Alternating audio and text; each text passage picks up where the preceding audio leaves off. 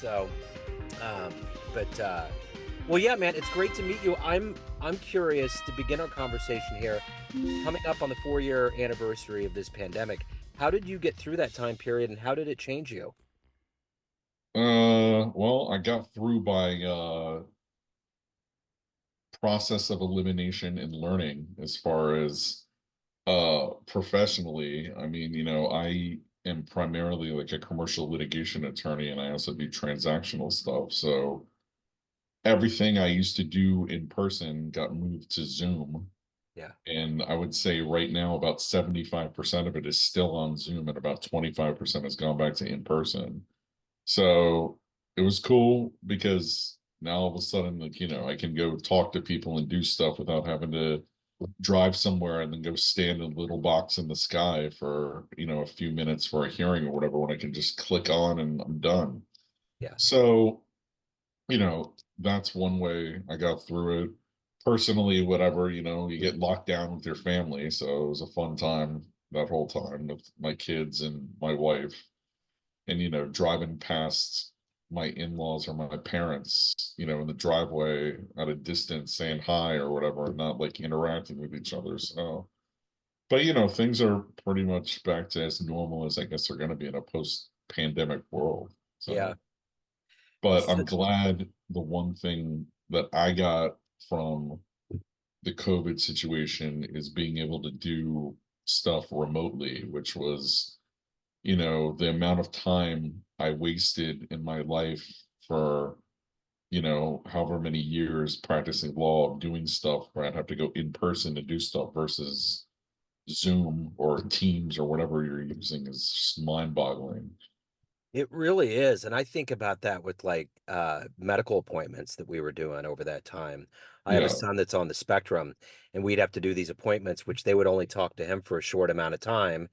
And then they would talk to us, but it was like, it just always seemed like there was so much that went into it. You yeah, got to get ready, you got to pick him up at school, you got to drive a half hour, you got to go in just to do all that and then drive back. It just seems so much more logical to do it this way. Now, that doesn't take away from the fact that we do need to be face to face for things, but yeah, overall, you can cut through the malarkey and get to the point, you know. yeah. Yeah. And I think, a lot of old timers or stuff, I think even they admit how much time they wasted doing stuff in person on certain things. Yeah, absolutely. So let's say I put you in front of a bunch of third graders at career day, and one of the kids is curious what you do on a daily basis. And they're like, what do you do? How do you answer that child? I help small and medium-sized businesses and individuals who deal with businesses with their legal problems. And that's as generalized as I Yeah. can see it, I guess, for a third grader. And then I guess I have to break it down further, where sometimes people or businesses owe other people or businesses money. So I have to come in and help them with that. Or sometimes they enter into a contract or an agreement to promise to do something and they either don't do it or they do it incorrectly. So then that's where I come in to try to help fix it. So what did you want to be in the third grade? What was your dream? My dream when I was in the third grade, I didn't really have a dream as far like I wasn't like one of those aspirational persons where I was like, I want to be a firefighter or a cop or whatever. I was just kind of neutral. And I kind of knew I wanted to be an attorney, probably, I don't know, maybe at the beginning of middle school or something like that. I had a little flirtation with maybe being like a mechanical engineer in high school, but then the math got too hard and the science got too hard. So I was like, I'll go back to no science and doing attorney stuff. So So what were the seeds that were built into you to grow and to become someone that's fascinated with law and this is your life? Where were you born and raised, and how did this happen?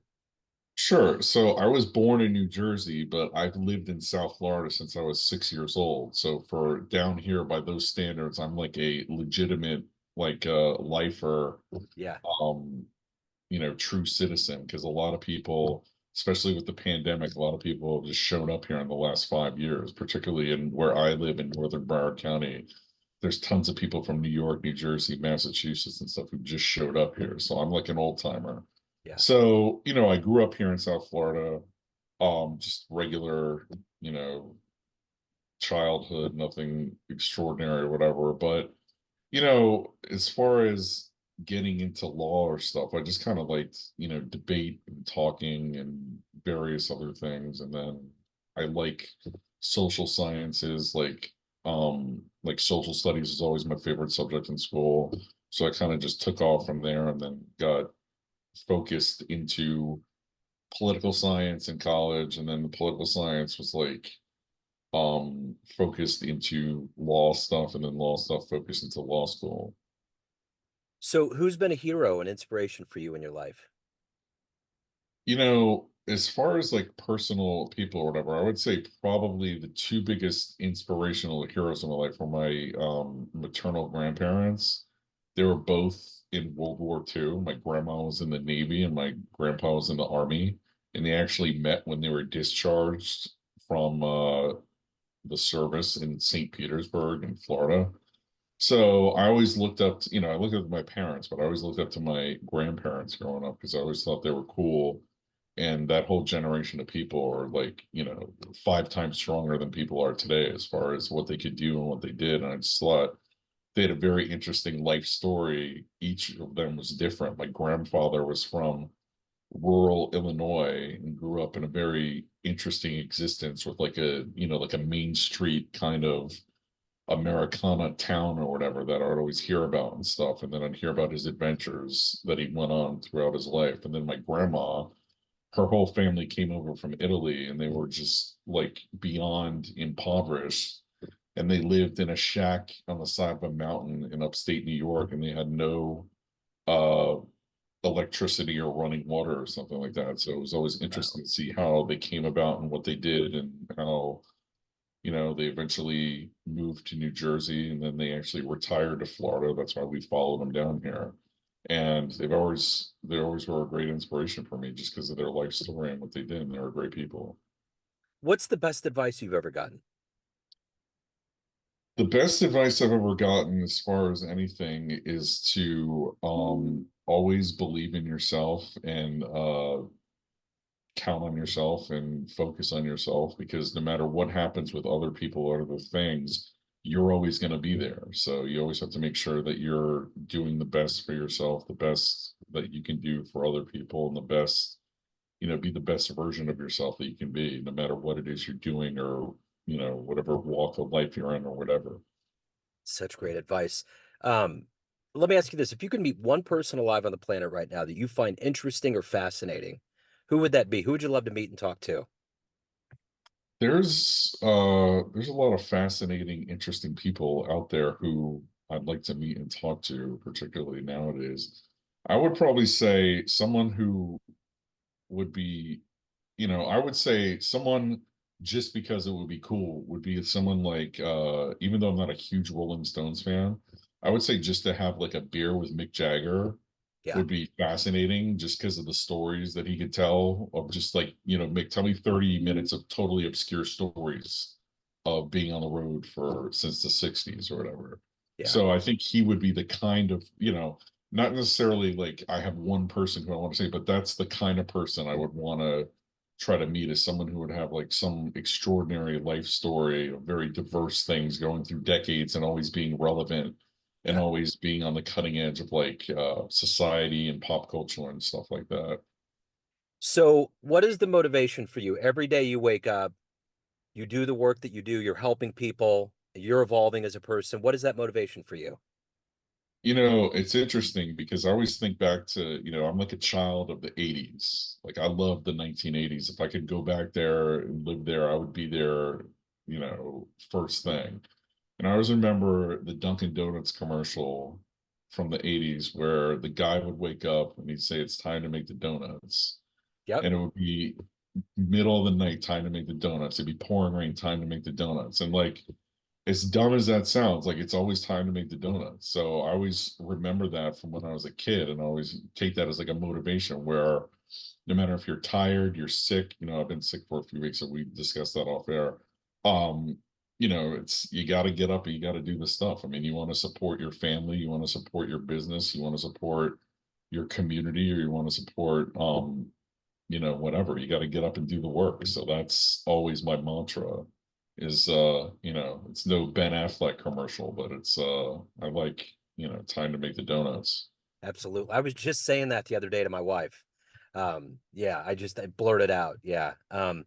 So let me ask you this. I know you have to be anonymous with your clients, but what's been one of your favorite cases that you've worked on in your career? You know, the like there's no one clear like favorite case, like, oh, that's my favorite case. Yeah. There's cases I like, obviously I like helping, businesses and people involved in businesses. And anytime I can have like a positive outcome or effect on that, like that's a case I like versus a case where it's like total, pugilistic litigation and it's scorched earth to the last man kind of thing, which, that's not cool. But anytime I'm able to help someone solve a situation, either get them money that they're owed or extract them from a situation, I mean, that's the kind of case that I like to look back on. So like to think I made a positive impact and actually did something positive. Like, for instance, I just settled a case this week where represented a very nice couple who they're originally from Brazil.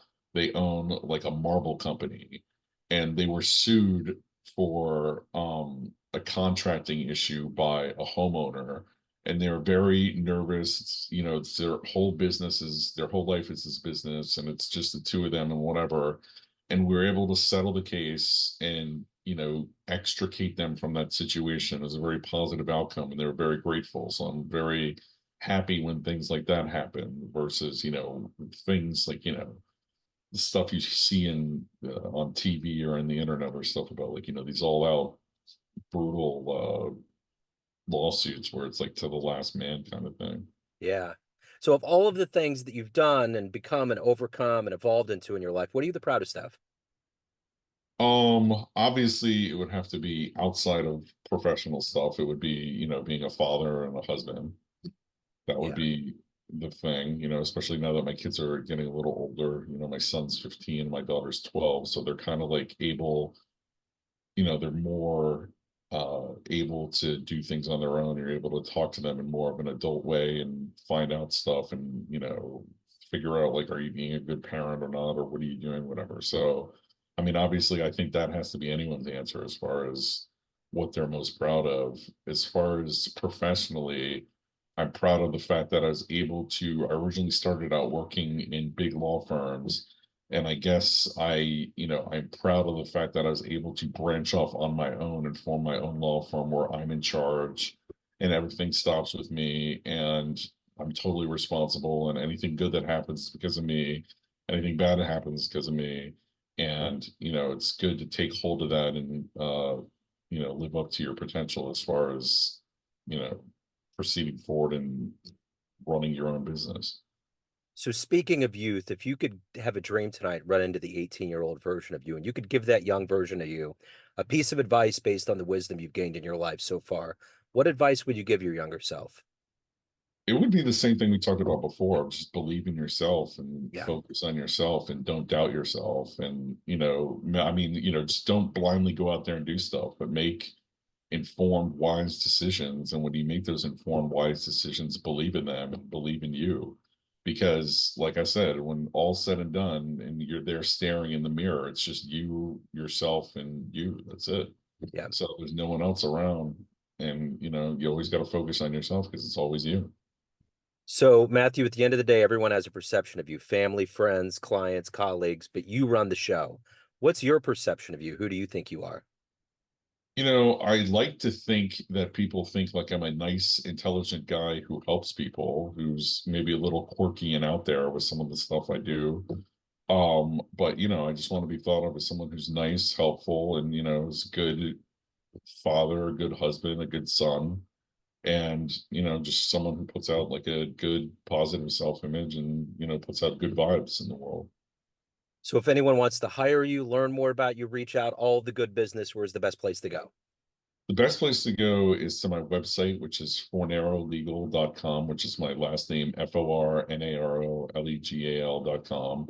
I'm all over. I'm on every possible social media platform, internet, whatever. You can just Google my name and I come up on everything. You can communicate with me, whether it's through Twitter or Facebook or anything you want. But my website's probably the best way to get a hold of me and figure out stuff about me. Excellent. Matthew, thank you for your story, man. Thank you for your time. Best of luck with everything. I appreciate it. Yeah, thank you, Joe. Thanks for having me on. I appreciate it. Thank Yes, you. sir. You bet. Thank you.